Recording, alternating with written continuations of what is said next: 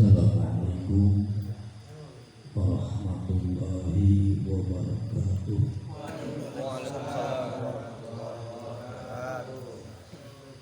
Bismillahirrahmanirrahim. Alhamdulillahirabbil alamin. Hamdan yuwafi ni'amahu wa yukafi'u mazidah. Asyhadu an la ilaha illallah wahdahu la syarika lah. Wa asyhadu anna sayyidana wa nabiyyana Muhammadan abduhu wa rasuluhu la ilaha illallah. Allahumma sholli ala sayyidina Muhammad wa ala alihi wa sahbihi ajma'in. Amma ba'du. Faqala ta'ala fi kitabihil karim. Fas'alu ahla dzikri in kuntum la ta'lamun. Wa qala Rasulullah sallallahu alaihi wasallam, alaikum bi jalasatil ulama wa istima'i kalamil hukama. Fa inna Allah ta'ala yuhyil qalbal mayyita bi nuril hikmah kama yuhyillahu ta'ala al-qalbal mayyita bi ma'il matar. Al-hadis. Sadaqallahul azim wa ballagha rasuluhu wa habibul karim wa nahnu ala dzalika minasyahidin wa syakirin walhamdulillahi rabbil alamin. Hadirin mukarram, para kiai, para asatidz yang kumpul pada kesempatan malam hari ini, yang sangat saya hormati dan yang saya muliakan, dan para pengurus MWCNU Kecamatan Tanjung Bintang yang sangat saya hormati, para hadirin, bapak-bapak jamaah manaqib yang saya hormati dan saya banggakan. Yang pertama, marilah kita panjatkan puji syukur kehadirat Allah Subhanahu wa taala. Alhamdulillah atas limpahan rahmat dan hidayahnya kita semuanya masih diberikan kesehatan, panjang umur, terutama kita semuanya masih ditetapkan dalam iman wal Islam, sehingga pada kesempatan malam yang berbahagia ini kita dapat berkumpul bersama dalam keadaan sehat walafiat, sehat rohani, sehat jasmani, dalam rangka yaitu melaksanakan rutinitas kita baik manaqib maupun pengajian tiap-tiap 1 bulan sekali, yang mudah-mudahan kumpulnya kita di sini menjadi wasilah dikumpulnya kita di surganya Allah Subhanahu wa taala. Salawat dan salam semoga terus terlimpah curahkan kepada junjungan kita Nabi Muhammad sallallahu alaihi wasallam. Tak lupa kepada keluarganya, sahabatnya, para tabi'in dan atba' tabi'in, yang mudah-mudahan kita selaku umatnya kelak di yaumil qiyamah, di yaumil jaza, mendapat syafaat darinya. Amin ya rabbal alamin. Para bapak hadirin jamaah rahimakumullah, beberapa bulan yang lalu atau pertemuan di bulan-bulan kemarin kita membahas tentang basmalah, membahas tentang hamdalah. Nah, insya Allah pada kesempatan malam hari ini kita membahas tentang sholawat dan salam kepada Kanjeng Nabi Muhammad Sallallahu Alaihi Wasallam, biar kita yang sering membaca sholawat tahu apa itu hakikatnya sholawat. Sholawat itu ada menurut istilah ulama ahli fikih, ada menurut lugawi, menurut bahasa. Sholat kalau menurut bahasa itu namanya mutlaqud doa atau ad-du'a bil khair. Mendoakan dengan kebaikan itu namanya sholat menurut bahasa. Kan ada as-sholatu minallah, as-sholatu minal malaikah, as-sholatu minan nas. Ada sholat dari Allah kepada makhluk, ada sholat dari malaikat kepada makhluk, ada sholat manusia kepada manusia, yang tentunya ini dalam maknanya beda. Kalau sholatnya Allah kepada makhluk itu bukan berupa ucapan, sebagaimana dijelaskan dalam Al-Quran, innallaha wa malaikatahu yusholluna 'alan nabi ya ayyuhalladzina amanu shollu. Nah, sholatnya Allah, sholatnya malaikat, sholatnya manusia itu beda. Maka ada bahasa Allah pun sholawat.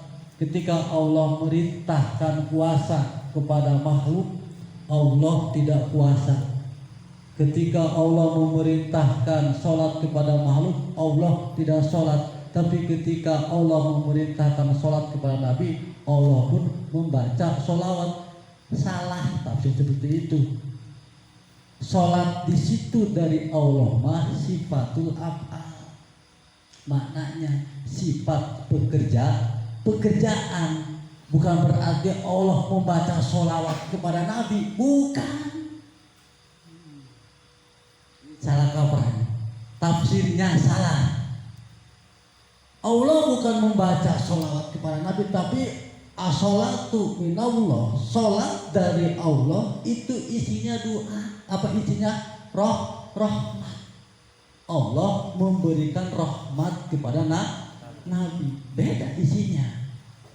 Kalau sholat dari Allah kepada makhluk itu isinya rahmat. Apa rahmat itu? Memberikan nikmat kepada Nabi dengan setinggi-tingginya nikmat. Sebab manusia yang paling besar Allah berikan nikmatnya siapa? Kanjeng Nabi. Kenapa? Karena Nabi Muhammad itu mendapatkan pangkat yang paling tinggi dari Allah.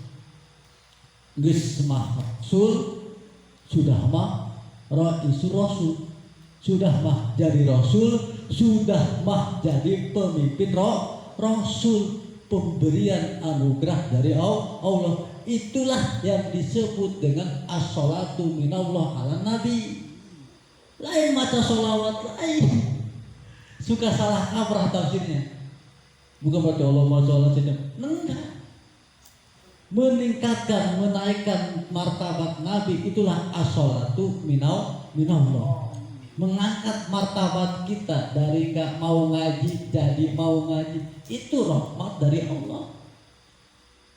Dari yang tadinya tidak mau sujud jadi mau sujud. Pokoknya mangges nek khusyuk nek henteu, yang penting mah mau sujud, berarti itu sudah mendapatkan rahmat dari Allah. Bismillah mikiran diterima henteu. Udah mau sujud juga udah luar biasa, itu nikmat dari Allah. Itulah yang disebut dengan as-sholatu minallah, rahmat dari Allah. Idamatul nikmah ala abdi, melanggengkannya nikmat Allah kepada hambanya. Itulah as-sholatu minallah.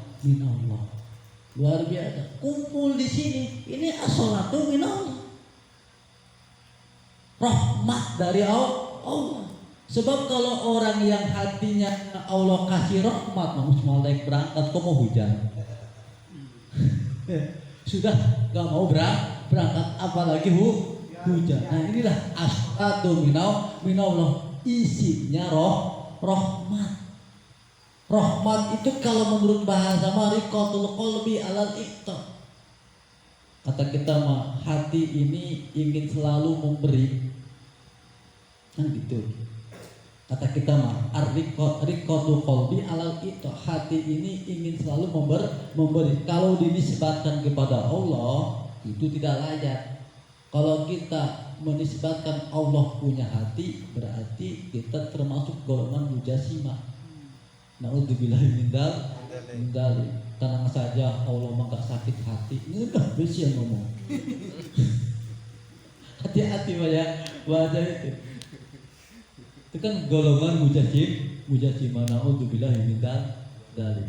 Itu as-salatu minallah. Salat dari Allah isinya rahmat. Apa rahmat? Memberikan nikmat kepada kita, terutama Allah memberikan nikmat kepada Nabi Muhammad Sallallahu Alaihi Wasallam dengan pangkat yang sangat tinggi di sisi Allah Subhanahu Wa Taala. Itu sholat dari Allah.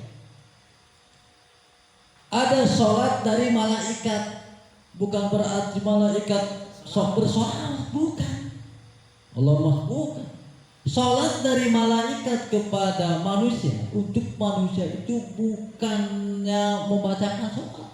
Salatnya malaikat kepada Nabi itu bukan membaca salawat, tapi membacakan istighfar, memintakan ampunan. Kan gitu. Salatnya malaikat kepada makhluk, kepada kita semua, kepada Nabi itu memintakan ampunan. Istighfar, makanya orang yang wudu Pak ya. Orang yang wudu atau orang yang mandi ketika habis wudu, habis mandi, air bekas wudunya enggak dielap. Setiap tetes itu dijadikan malaikat, dan malaikat itu gak berhenti membacakan istighfar kepada orang yang berwudu. Kan gitu. Itu sholat dari malaikat untuk makhluk. Sholat dari malaikat untuk kanjeng Nabi. Isinya adalah istighfar, memintakan ampunan. Ya ayyuhalladzina amanu shollu alaihi wa sallimu taslima. Nah, salat dari manusia untuk manusia itu namanya doa. Mendoakan kepada kebaikan. Jadi ketika kita membaca sholawat kepada Nabi itu isinya mendoakan. Isinya doa. Allahumma sholli, semoga Allah, ya Allah sholli, semoga engkau memberikan rahmat. Kan doa isinya, mendoakan kanjeng Nabi. Nah terus kita mendoakan kanjeng Nabi, apakah manfaat? Sedangkan Nabi Muhammad pun sudah lengkap ya. Ya enggak? Maka menurut ada sebagian ulama mengatakan ketika kita mendoakan Nabi disebutnya tahsilul hasil. Tahsilul hasil itu menghasilkan sesuatu yang telah hasil. Ketika kita membaca Allahumma sholli ala sayyidina Muhammad wa ala ali sayyidina Muhammad, walaupun gak kamu doakan, Nabi mah sudah penuh rahmat. Itu sebagian ulama katanya tahsilul hasil, menghasilkan sesuatu yang tidak sudah hasil. Apakah ada manfaatnya doa kita untuk Nabi? Ya jelas ada. Jelas ada manfaatnya doa kita untuk Nabi, dan akan kembali lagi kemanfaatannya kepada kita. Kanjeng Nabi kan sudah penuh dengan rahmat. Ketika kita doakan ditambah terus rahmatnya, kan luber. Apanya? Rahmatnya luber. Tahu luber? Luber itu kepenuhan. Nah, penuh, lebar, ngebludak. Jatuhnya kemana? Ke bawah. Siapa yang di bawah? Ya kita yang membaca. Kita yang membaca. Ketika Allahumma sholli ala sayyidina Muhammad wa ala ali sayyidina Muhammad, ya ke kita jatuhnya itu rahmat. Makanya nggak rugi baca sholawat supaya nggak ada rugi. Bahkan kata sebagian ulama dulu tuh ada Imam Ibnu Hajar ditanya oleh salah satu santrinya, kata santrinya, ya Syekh, guru, saya sekarang ini atau siapa saja itu lebih utama membaca sholawat apa lebih utama membaca istighfar? Atau orang yang banyak dosanya mah perbanyak baca istighfar, orang yang gak buat dosa mah perbanyak baca sholawat. Mana yang lebih utama, sholawat apa istighfar? Kata Imam Ibnu Hajar, as-sholatu afdalu mutlaqan. Sholawat itu lebih utama mutlak, baik bagi orang yang suka berbuat dosa maupun tidak berbuat dosa. Harus memperbanyak membaca sholawat daripada istighfar. Kenapa? Karena istighfar kita mah belum tentu diterima. Ya enggak? Istighfar kita mah belum tentu diterima. Ya kita mendoakan orang yang menjadi kekasih Allah. Logikanya seperti ini. Ada orang punya kesalahan ke kita. Pokoknya mau dihampura lah tuai. Mau wow, dosa gede. Rosak. Enggak akan saya maafkan. Sampai ketutup tanah merah enggak akan lupa saya dosanya itu. Umpama dia datang kita tolak. Nah terus ada seseorang yang kita sayangi seperti anak kita.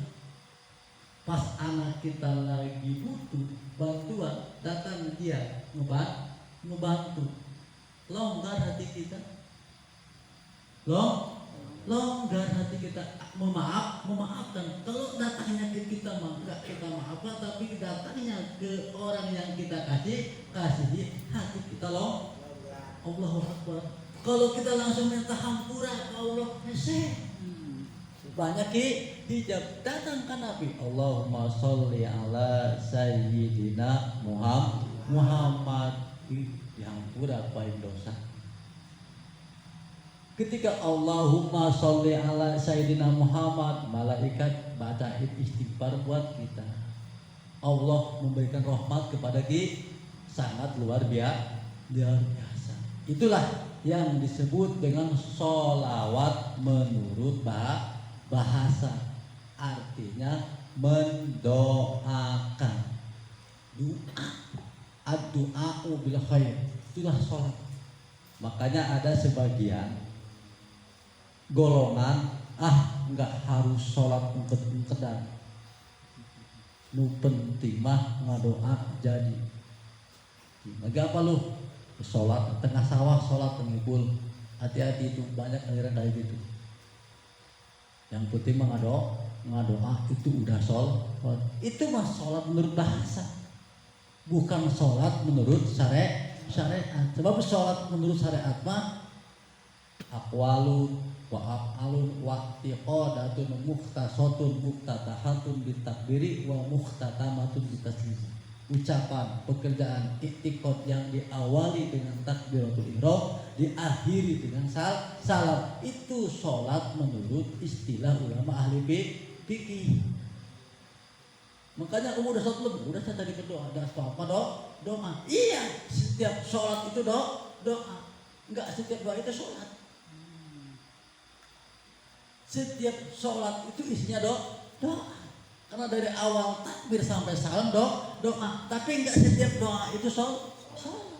Sebab sholat mah ada tuntunannya. Maka dari itu harus bisa membedakan mana sholat menurut bahasa dan mana sholat menurut istilah ulama ahli fikih. Makanya para bapak jangan mentang-mentang orang ngerti bahasa Arab, ngerti syariat, enggak. Ada orang yang jago bahasa Arab, belum tentu dia ngerti syariat, belum tentu. Sebab apa? Sebab istilah terminologi dengan etimologi itu beda. Bahasa dengan istilah itu beda. Contoh seperti ketika orang Arab mengistilahkan, mengkulturkan atau menyebutkan yang disebut orang mulia itu man kasurat maluhu wa auladuhu wa azwajuhu. Orang mulia itu yang banyak hartanya, yang banyak apanya? Pamajikan istrinya, yang banyak anak-anaknya. Itulah orang mulia menurut bahasa. Tapi kan menurut saya itu beda. Inna akramakum indallahi atqakum. Orang yang mulia di sisi Allah yaitu orang yang bertakwa. Maknanya mulia sama, tapi pengertiannya beda. Makanya hati-hati ya. Bukan berarti orang Arab itu pintar syariat, belum tentu. Kenapa? Karena di dalam sebuah bahasa itu pengertiannya beda-beda. Orang Sunda dengan Jawa juga kan mengertikan kalimat itu sudah beda ya. Cokot Sunda, cokot Jawa beda. Udah beda istilahnya itu. Kalau cokot Sunda mah diambil, cokot Jawa mah gigit. Ya. Pamnyokotkeun watu. Cokot Sunda kata Jawa atos. Mana atos? Orang ngetias. Kan beda. Nah maka dari itu jangan sampai kita tertipu. Jangan sampai tertipu dengan sebuah istilah. Begitu pula dalam kita mengartikan sholawat harus tahu sholawat menurut bahasa, sholawat menurut syariat. Sholat menurut bahasa adalah doa. Kalau datangnya dari Allah disebutnya rahmat. Kalau datangnya dari malaikat disebutnya istighfar. Datangnya dari manusia disebutnya doa. Datang dari Allah disebutnya rahmat. Datang dari malaikat disebutnya istighfar. Datang dari kita disebutnya doa. Doa apa doa? Doa bukan doa. Ini orang doa pakai dal. Da'a ya'u dakwan. Harpelah. Gitu itu mendakir. Nah, berhubung sudah pakai letah Jawa, doa jadi doa. Ini orang doa. Sudah, ya nggak apa-apa sih ya, nggak apa-apa. Nggak harus pakai istilah apa Arab juga ya. Yang penting isinya sama. Nah itulah sholat menurut bahasa. Datang dari Allah rahmat, datang dari malaikat istighfar, datang dari manusia disebutnya doa. As-sholatu was-sholatu rahmatnya Allah, wassalam dan keselamatan ala sayyidina, semoga terus kepada junjungan kita sayyidun. Nah ini suka menjadi perdebatan. Lafaz sayyidun suka jadi perdebat. Kalau baca sholawat jangan pakai sayyidina, bid'ah. Bid'ah. Usmah bid'ah pakai dolalah. Enggak ada zaman nabinya Allahumma sholli ala Muhammad. Enggak Allahumma sholli ala sayyidina Muhammad. Enggak pakai sayyidina. Kita tuh harus tahu dulu apa itu sayyidina. Jangan sampai kita enggak tahu menyalahkan. Harus tahu apa sih pengertian sayyidina. Sayyidina itu kalau dibahasakan dengan bahasa Jawa itu sunan. Sunan itu suhunan. Orang yang mengurus orang banyak. Itu sayyid namanya. Apa ya? Sayyid itu orang yang mengurus orang banyak. RT sayyid untuk warganya. RT sayyid untuk warganya. Tuh. Guru Said untuk muridnya. Jadi Said itu bukan turunan Rasul aja, bukan. Orang yang banyak mengurus orang. Orang yang mengurus orang banyak itu Said. Sakiri. Tuh, Ustaz Samsuri punya santri, Said buat santrinya. Kang Ipul banyak pengikut, tuh Said buat pengikutnya. Itu Said. Jadi kalau orang kita mendefinisikan Said itu turunan Rasul, ya salah ya coy.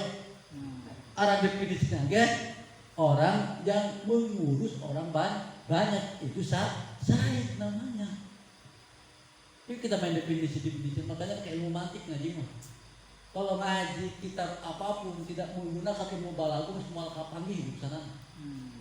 Menggunakan balaghah, bukan mantik, bayang, badinya di ayat supaya ketemu. Di Said itu menurut para ulama orang yang mengurus orang banyak. Itulah Said. Sedangkan Kanjeng Nabi kita sudah jelas itu mah. Jelas. Bahkan beliau sendiri mengatakan anak sayyidu waladi Adam la fakhr. Sahih itu hadis. Anak saya sayyidu junjunan waladi Adam, seluruh anak Adam. Dari pertama Nabi Adam sampai akhir zaman anak sayyidu waladi Adam. Saya junjungannya anak Adam. La fakhro, bukan berarti saya takabur. Memang iya. Itu hadis tuh. Kok kita sebut sayyidina disebut bidah? Kita kan jelas hadisnya. Anak sayyidu waladi Adam. Sahih hadisnya. Saya junjunan waladi Adam. Nah, berarti silakan yang enggak make sayyidina ya silakan. Yang pakai sayyidina bagus. Penghormatan kepada Nabi, penghormatan kepada Rasul. Abdi lam yaskurni idza lam yaskur liman ujriyat husul nikmati ala yadai. Itu diskusi ya.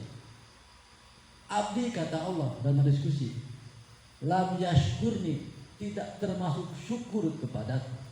Idza lam yaskur, apabila tidak bersyukur liman kepada orang ujriyat yang diberjalankan husulun nikmati, hasilnya nikmatku ala yadai, di atas tangannya orang tersebut. Artinya kita itu tidak bersyukur kepada Allah apabila kita tidak berterima kasih kepada Nabi dengan asal sebut Allahumma sholli ala Muhammad, ngelunjak amat jelema. Da urang bae buka murid 3 biji. Hayang disebut abah. Ya. Pengen disebut abah. Kiai. Ya, saya cuma buka murid. Berapa biji? Pak Ustaz. Pengen gelar ya. Masa Rasul yang mengurus umat ke alam dunia nah wasoleh ala Muhammad kan enggak ada tata krama. Tata krama kira-kira enggak ada langsung nyebut nama kan enggak ada tata kramanya. Allahumma sholli ala Muhammad. Kita dipanggil sama anak kita, manggil nama Mus. dipanggil ku murid mus kira-kira ya Allah ya. Kalau guru mah ya walaupun gak marah guru ya, guru walaupun gak marah setidaknya itu anak mempunyai adab, setidaknya gak punya adab. Walaupun kita gak baca sayyidina Rasul gak marah kok, tapi kan ada kapan ada apa dong kira-kira? Ya nggak ada adab lah, nggak ada tata krama. Sedangkan adab itu lebih tinggi daripada ilmu. Berhubung ilmu nanti nepi baca hadisnya sepotong, nggak baca hadis. Anak saya waladi Adam la fakhro, saya adalah junjunan waladi Adam, anak Adam. Berarti dari pertama Nabi Adam sampai akhir zaman junjunannya adalah Nabi Muhammad Sallallahu Alaihi Wasallam. Tuh Sayyidina. Makanya masih lo omong lah. Kamu pakai Sayyidina los. Pek. Kamu yang enggak sabodok. Tapi jangan coba-coba bid'ahin. Kalau ada yang beda suruh ke sini orang ngobrol di ini dia. Keprok paling dulu nah. Enggak tapi terkadang kalau ada yang ngirim surat kaleng kaimah. Isnya udah lama lagi. Kapan waktunya, di mana tempatnya, kumpulin semua saya datang. Balasan mengipul. Siung kau dah. Ayo madal itu ya, dalil makhluk. Nah ini terkadang orang yang berani dari belakang dihadapin malah kabur. Kapan waktunya, di mana tempatnya, yuk kita bahas, kita tinggal bareng-bareng. Gak ada yang berani itu kelompoknya. Gak berani, alhamdulillah. Sampai sekarang udah ada 5 tahun.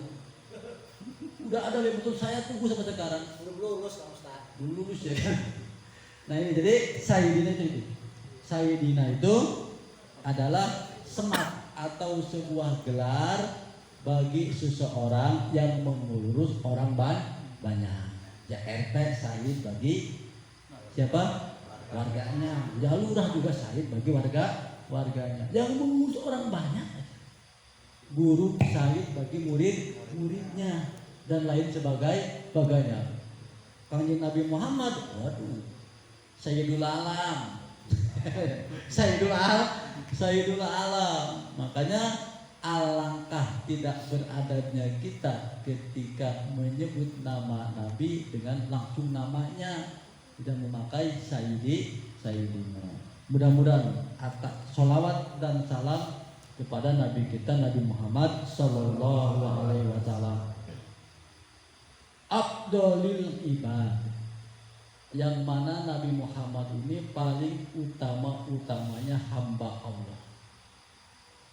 Kita harus tahu para bapak bahwa makhluk yang paling utama yang pertama adalah Nabi kita. Ini sudah disusun oleh siapa?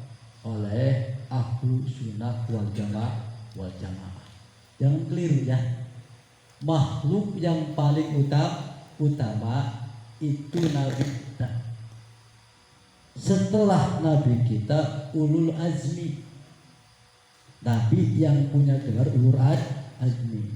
Di antaranya siapa? Nabi Adam alaihi salam, Nabi Nuh alaihi salam, Nabi Ibrahim alaihi salam, Nabi Musa, Nabi Isa. Itu yang paling utama setelah Nabi.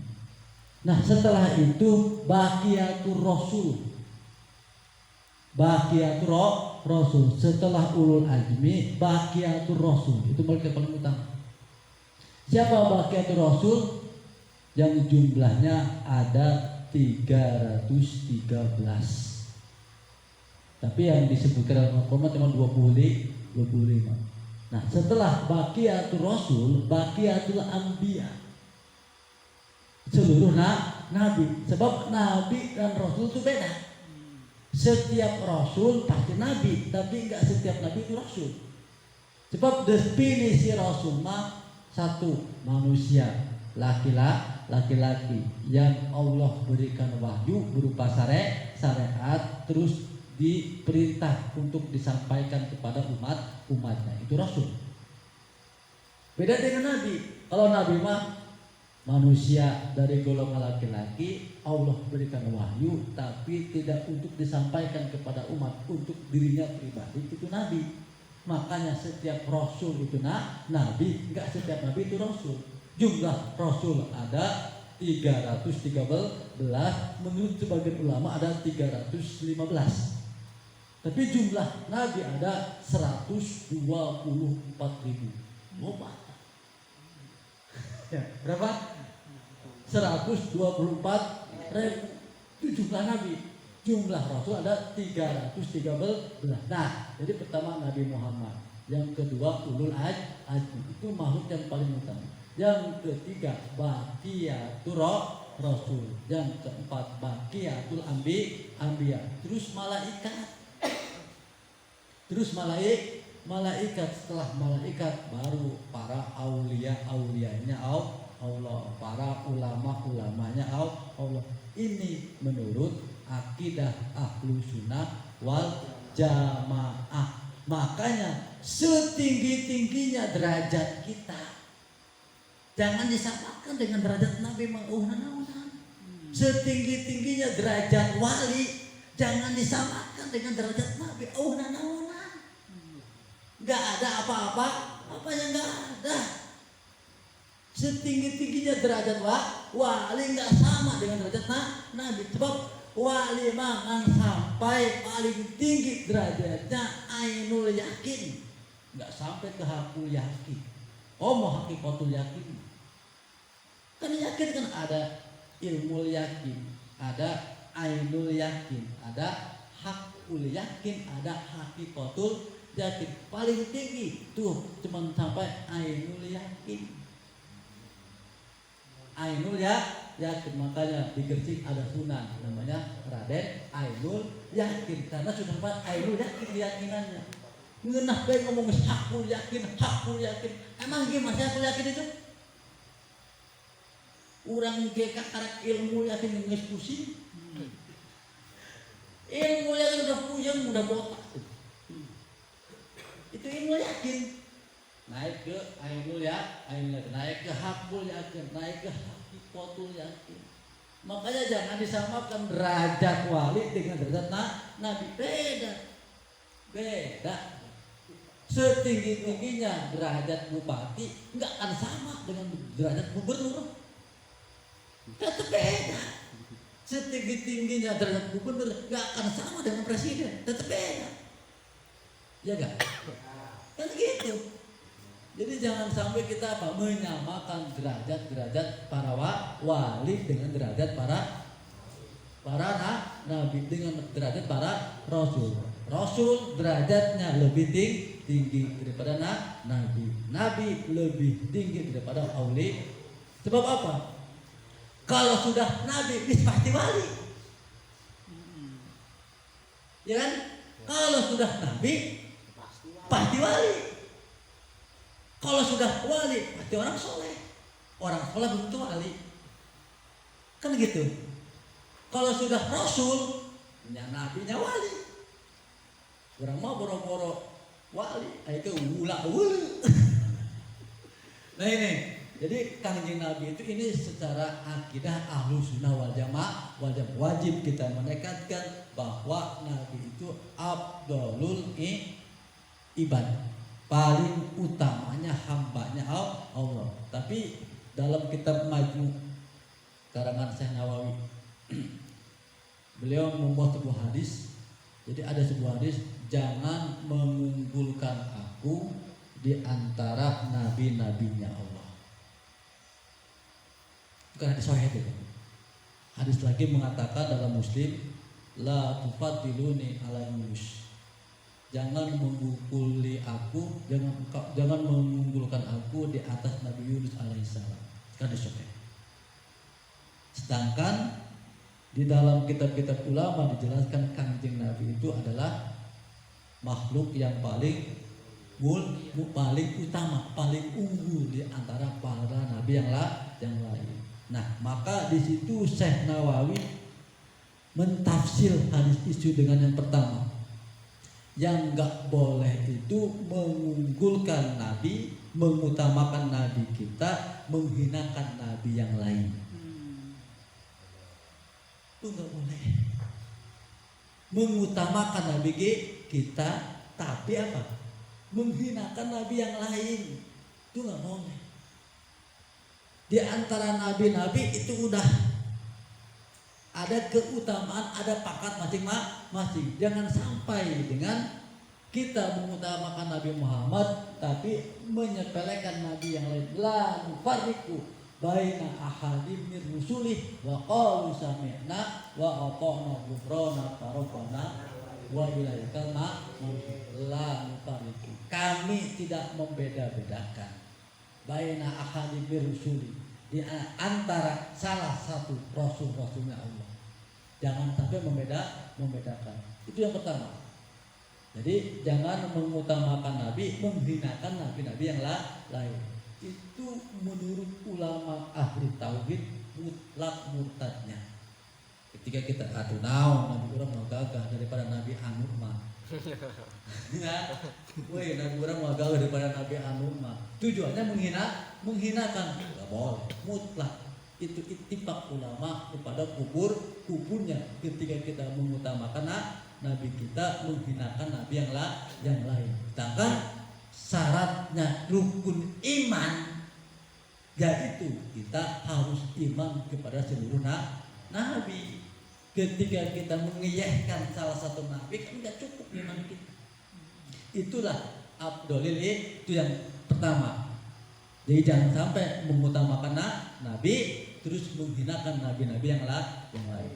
Yang kedua, kata Syekh Nawawi, itu hadis Kanjeng Rasul mengatakan sebelum Kanjeng Rasul itu tahu bahwa beliau adalah makhluk yang paling utama. Setelah beliau tahu bahwa beliau adalah makhluk yang utama, beliau mengatakan dalam hadis, anak sayyidu waladi Adam la fakhra. Saya adalah junjungan turunan Adam la fakhra, bukan berarti saya itu takabur. Tuh. Jadi gak apa-apa kita mengutamakan kanjeng Nabi. Jadi makhluk yang paling utama siapa? Nabi Muhammad. Setelah diikuti dengan ulul azmi. Setelah ulul azmi para rasul. Setelah para rasul, para nabi, baru para malaikat, baru para orang-orang soleh dan lain sebagainya.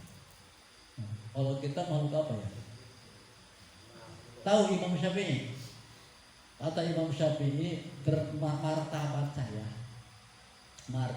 saya dengan para sahabat, martabat saya dengan para sahabat dibandingkan dengan kebul bekas moker kuda tuh perannya para sahabat. Kata Imam Syafi'i itu masih mulia kebul kuda. Kata Imam Syafi'i atau kau mau jadi gudang. Apalagi dengan kita. Oh, udah naon jadi kuda sahabat masih utama kuda sahabat. Dengan kita makanya jauh ya. Jauh. Tapi Imam Syafi'i mengatakan derajat saya dengan kebulu kuda bekas perang itu masih utama kebulu kudanya. Allah Rabbi. Imam Syafi'i orang yang sangat luar biasa. Allah Abdulil ibad Nabi Muhammad adalah makhluk yang paling utama, hamba Allah yang paling utama. Wa ala alihi. Salawat dan salam semoga terlimpahkan kepada keluarga Kanjeng Nabi. Nah, kita harus ngerti Pak, keluarga itu siapa? Keluarga itu siapa harus tahu. Ada dalam yang masyhur dalam bahasa kita, satu ada bahasa keluarga, dua ada bahasa ahlul bait, tiga ada itroh. Jadi ada ahlun nabi, ada alun nabi, keluarga nabi, ada ahlu baitin nabi, ada itrotun nabi. Nah, kita harus paham. Supaya kita tidak terjerumus, harus paham dulu. Jadi ada keluarga Nabi. Menurut Imam Syafi'i, keluarga Nabi mutlaknya dalam bab zakat. Menurut Imam Syafi'i yang disebut keluarga Nabi adalah Banul Hasyim wa Banul Muthalib. Banul Hasyim, keturunan Hasyim, Sayyidina Muhammad bin Abdullah bin Abdul Muthalib bin Hasyim. Setiap keturunan Hasyim dan Abdul Muthalib itu ahlun Nabi, keluarga Nabi dalam bab zakat, artinya haram menerima zakat. Tuh keluarga Nabi haram menerima zakat. Imam Syafi'i mengatakan demikian. Jadi Banul Hasyim wa Banul Muthalib, keturunan Hasyim dan keturunan Abdul Muthalib itu namanya keluarga Nabi. Menurut sebagian ulama, bahkan ini kata Imam Nawawi dalam kitab Majmu'nya jilid kedua kalau nggak salah. Jilid kedua silakan cari surangan. Kitabnya 27 jilid. Harganya sekitar 1 juta harganya. Menurut Imam Nawawi, ini aqrabu ila shawab, yang mendekati kepada benar. Siapa keluarga Nabi? Kullu ummatil ijabah. Apa? Kullu ummatil ijabah. Setiap umat Nabi yang menerima kepada dakwah Nabi itu keluarga Nabi, termasuk kurang. Allahu Akbar. Termasuk kita. Ini keluarga Nabi. Makanya ini bahkan Imam Nawawi pilih ini. Kullu umatil ijabah. Umat Nabi itu ada dua. Ada umat dakwah, ada umat ijabah. Kalau umat dakwah Nabi, apapun agamanya umat Nabi, apapun agamanya tetap umat Nabi, disebutnya umat dakwah.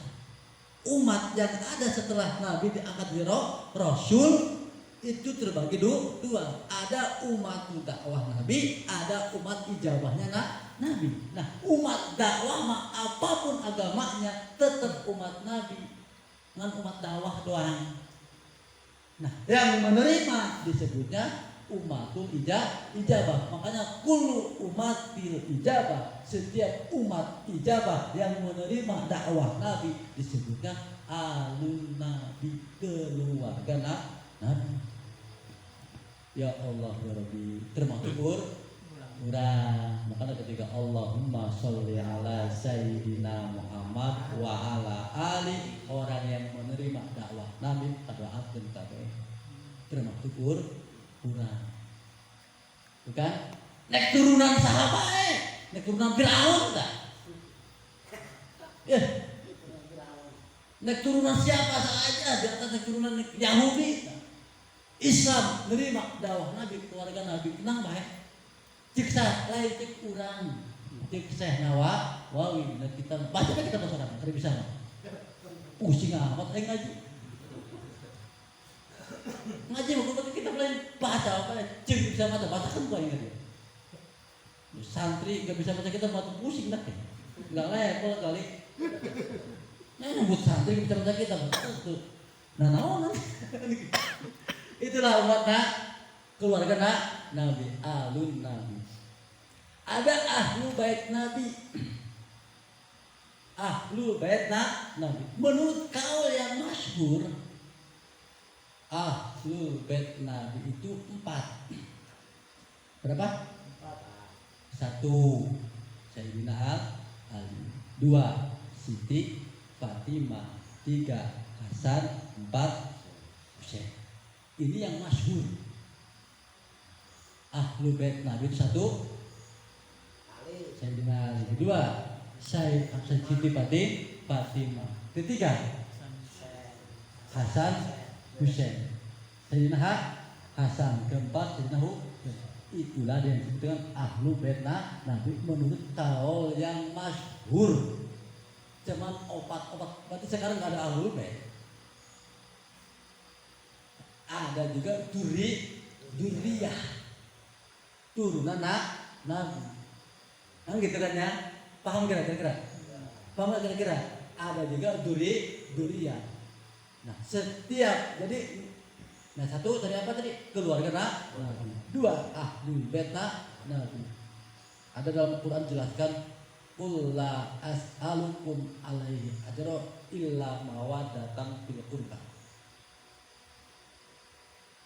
Qul, katakanlah olehmu Muhammad, la as'alukum, saya tidak meminta apa-apa kepada kalian illa mawaddatan fil qurba, angin kecuali hanya mencintai fil qurba, di dalam kerabat.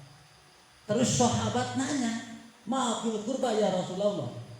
Di antaranya yang menanyakan itu Ibnu Umar, salah satu rawi hadisnya dalam Bukhari, Muslim, banyak yang diriwayatkan oleh siapa?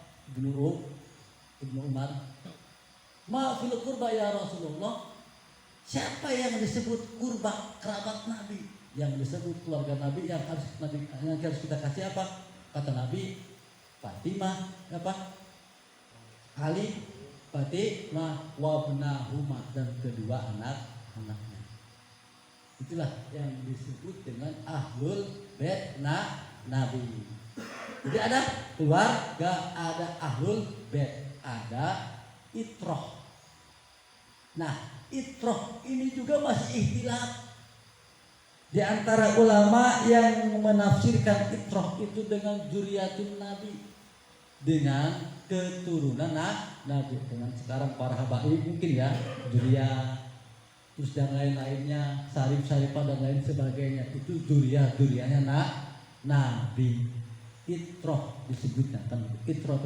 Ada lagi ulama yang menafsirkan itroh itu bukan zuriat Nabi, bukan zuriat Nabi, tapi asyiratuh.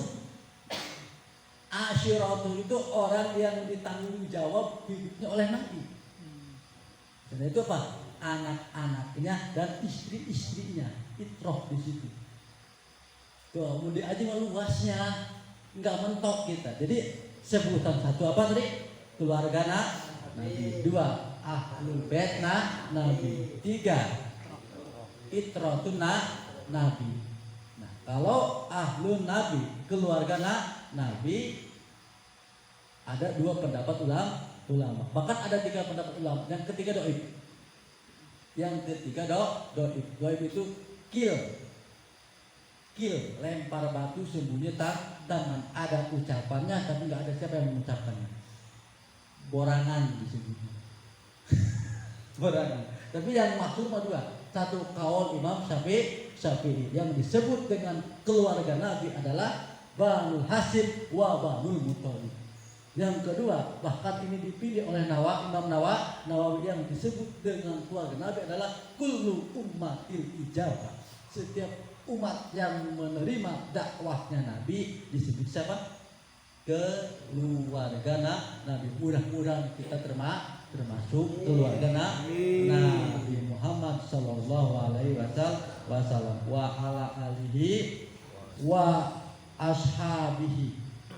Dan sholawat dan salam bukan hanya kepada Nabi, bukan hanya kepada keluarga Nabi, tapi sholawat dan salam mudah-mudahan terlimpahkan kepada sahabatnya Nabi. Siapa sahabat Nabi? Man laqo Muhammad nabiyan mukminan. Orang yang berjumpa dengan Nabi dalam keadaan iman. Itu sahabat. Walaupun berjumpanya di jalan papasan. Tuh, Rasul kita tuh ngendelu dong sahabat.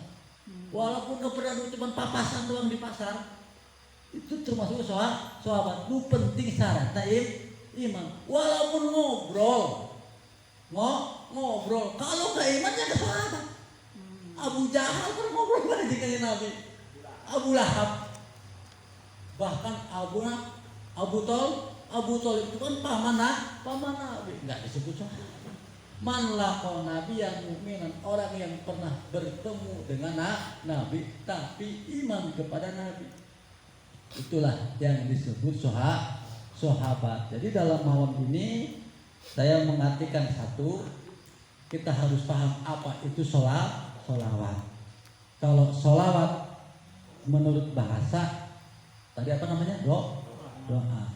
Datangnya dari Allah, rahmat datangnya dari malaikat, istighfar datangnya dari manusia, disebutnya doa.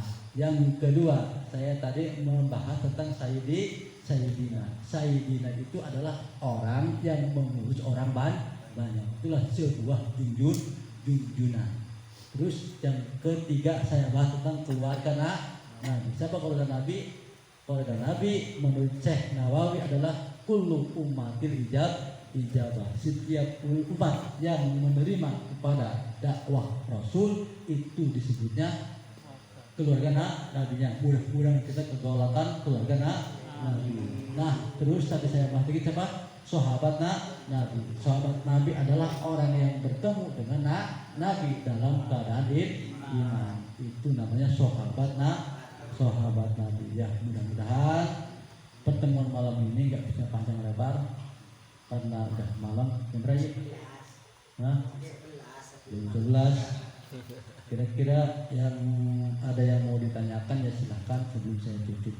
Terus itu kalimat yang sering digunakan itu kan bahwasannya berarti apakah bisa dikatakan itu memang salah secara mutlak apa memang ada ilah kayak tadi disampaikan seperti Allah pun berselawat kepada Nabi, Rasul pun Allah berselawat kepada Nabi, malaikat berselawat seperti lagunya itu kan dilakukan kan. Jadi Allah yang mau selawat, malaikat mau selawat gimana? Itu mah begitu kan. Berarti apakah itu bisa disalahkan begitu saja? Kalau kita mengartikan Gusti Allah membaca sholawat kepada Nabi salah. Kalau bersolawat kepada Nabi benar. Membaca sholawat dengan bersolawat itu pengertian yang beda. Gusti Allah juga membaca sholawat salah. Kalau Gusti Allah bersolawat benar, karena bisa diartikan memberikan rahmat. Seperti itu.